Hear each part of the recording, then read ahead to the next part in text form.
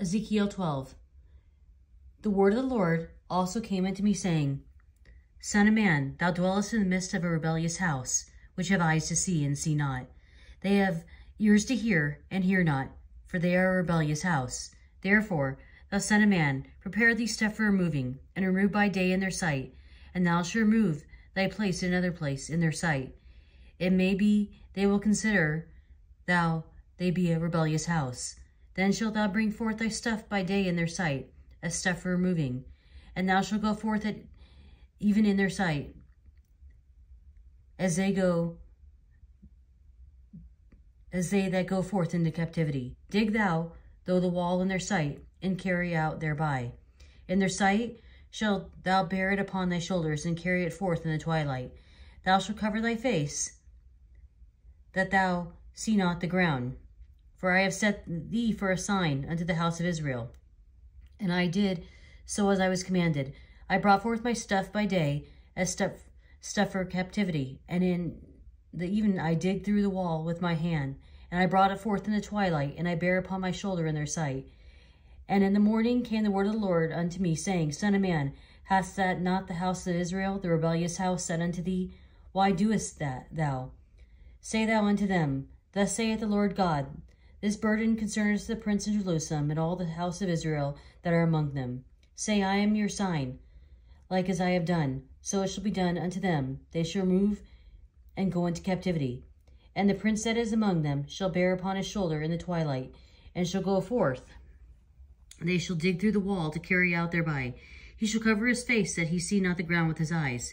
Me, net also will I spread upon him, and he shall be taken in my snare, and I'll bring him to Babylon, to the land of the Chaldeans.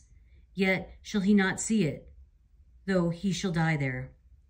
And I will scatter toward every wind all that are about him to help him, and all his bands, and I will draw out the sword after them.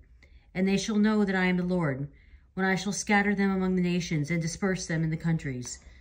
But I will leave a few men of them from the sword, from the famine, and from the pestilence, that they may declare all their abomination among the heathen, whither they come, and they shall know that I am Lord.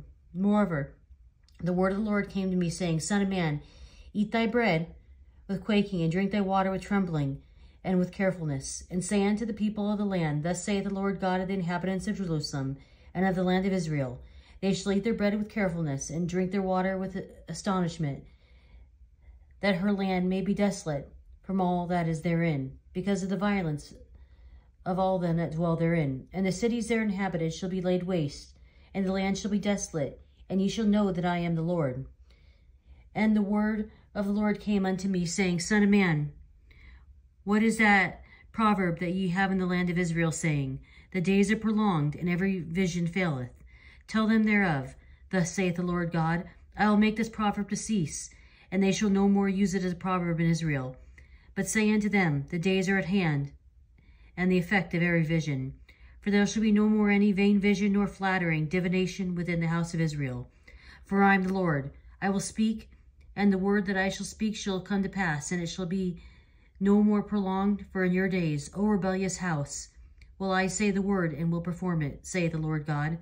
Again, the word of the Lord came to me, saying, Son of man, behold, they of the house of Israel say, The vision that he seeth for many days to come, and he prophesieth of all the times that are far off.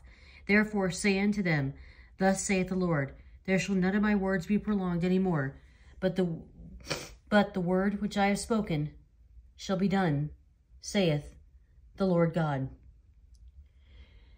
Prepare these stuff for removing means prepare your baggage. Later, Ezekiel is commanded to carry the baggage through a hole in the wall. The significance of this strange action is clearly explained. Preparing the baggage represents the inhabitants of Jerusalem who must pack their bags and go into captivity. The exit through the hole in the wall pictured the vain attempt of King Zedekiah to escape from Nebuchadnezzar.